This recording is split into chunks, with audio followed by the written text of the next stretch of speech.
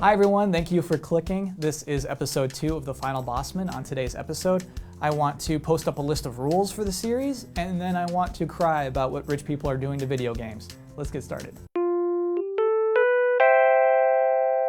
Welcome to the show. I am Kyle Bosman, of course.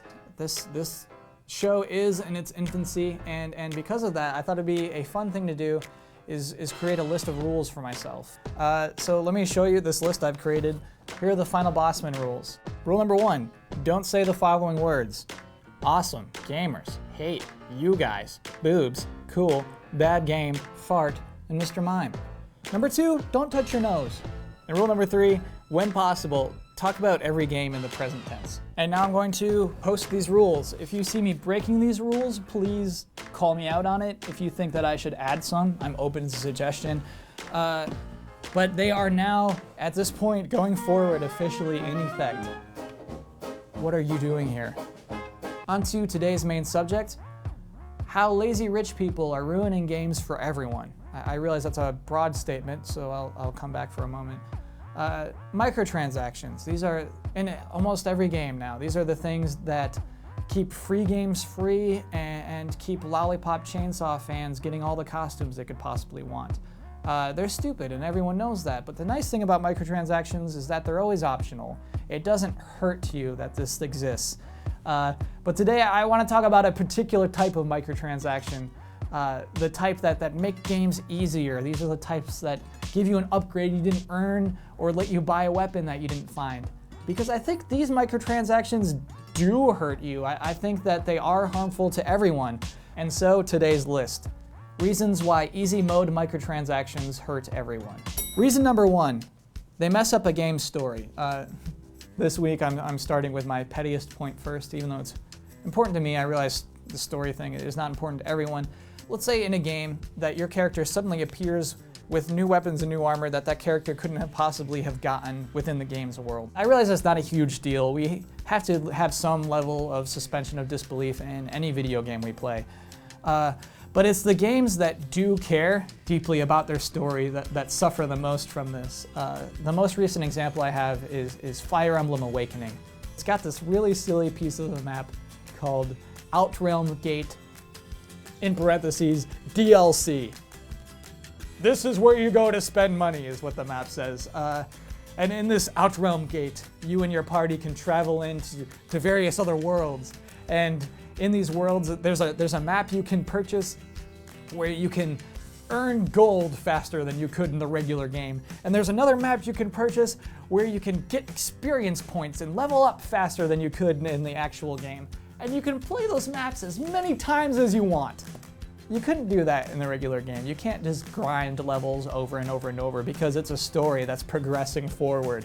And so yeah, I don't have to go into Outrealm Gate DLC, but it's still there every time on the map. It's still a thing that I have to walk by, that game has won't go into great lengths to rationalize.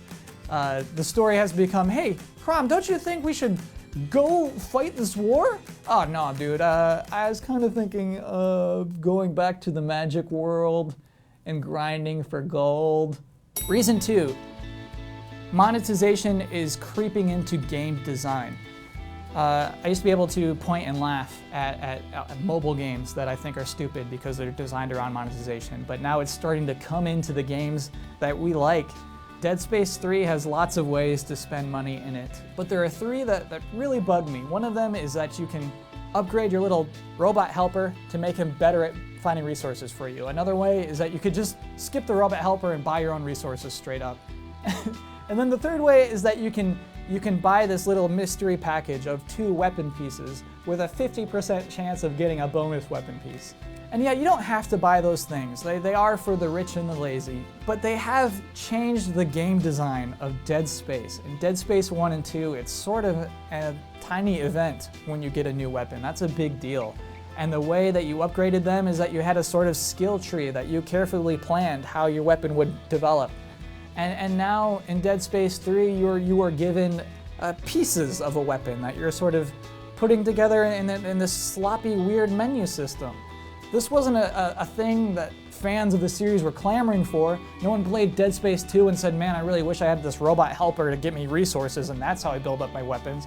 This is a thing that was implemented simply because it's easier to monetize. I don't mean to make fun of just Dead Space 3 because I think going forward we're gonna see this a lot, and that's a super disappointing thing. In a game, when I'm getting a new weapon, ideally I want to be opening a huge treasure chest and lifting that thing up above my head triumphantly. But that's not what publishers want. Hey, is that a Master Sword? Yep. How much you want for it? $3? Okay. All right.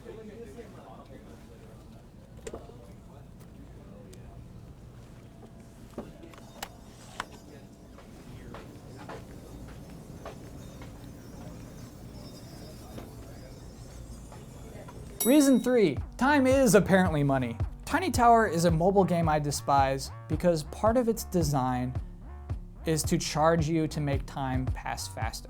If you're patient, you don't have to spend any money in Tiny Tower, but the funny thing is it's in its tutorial phases, it teaches you how to do it. It says, hey man, this is taking a long time, right? Check this out, I got a little button down here. You hit that once, time goes faster. Just press it. Didn't that feel nice? First one's free. The next one is not free. And so this game is made to frustrate you into wanting to give it money to go faster. It is putting a value on your time in dollars and cents, which is insane to me. And I think Diablo 3 does this in a really interesting way. Diablo 3 has its auction houses. It has its in-game auction house, but it also has the real-life money auction house. And this is a scary thing because when you're playing Diablo 3, you can work 4 hours and never find a rare item, but then when you finally do, you're so proud of yourself, and it's this thing that you have, and you're gonna use this to kill Diablo. But then the real life auction house has a real world value on this cool crossbow that you've just found, and it's not a lot. It's not worth a lot. It's probably worth less than $2.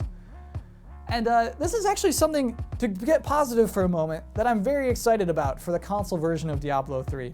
Sure, the always-on internet connection is gone. That's a very good thing. But what I'm most excited about is that the auction houses are going away completely. Kind of going back to my first point, because the entire scenario of Diablo 3 will make more sense now. Your character can only use the weapons and armor that he or she finds or that a friend has come and delivered to you. I love to think of a Diablo 3 where you can look at your hero's epic weaponry and you won't have to think that you could have just bought this for less than the price of a sandwich on planet Earth. Reason 4, I'm just mad that they're stealing my ideas.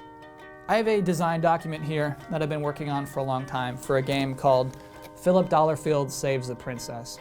And this is a game in which you play a character named Philip Dollarfield. He is a blonde boy. He is the son of 2 very wealthy parents. The primary objective of this game is to rescue this princess that you're physically attracted to from this dragon who you simply can't stand.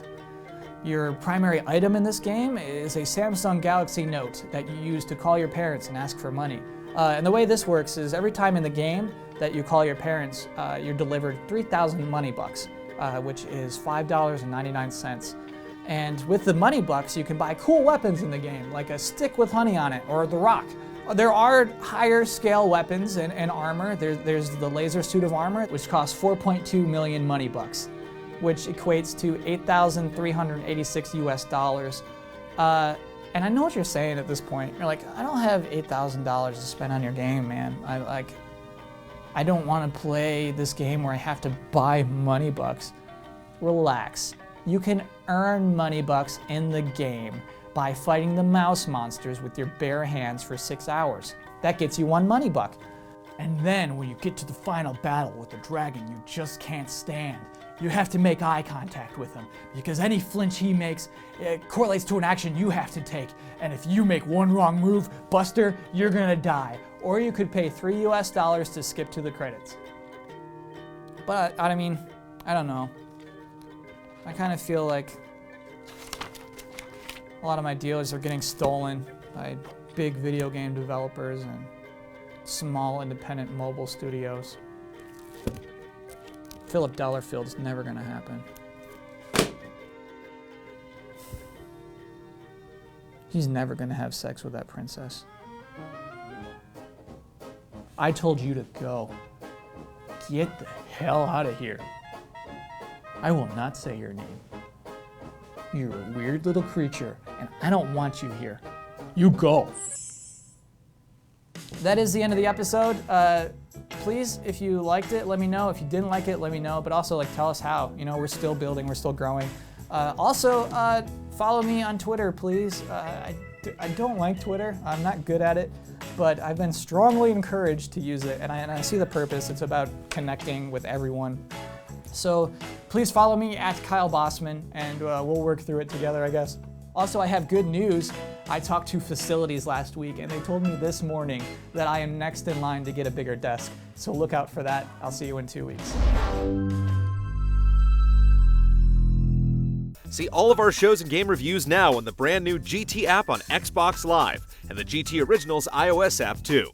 Play the game for 4 hours, give them $2. Kill Diablo, eat a sandwich.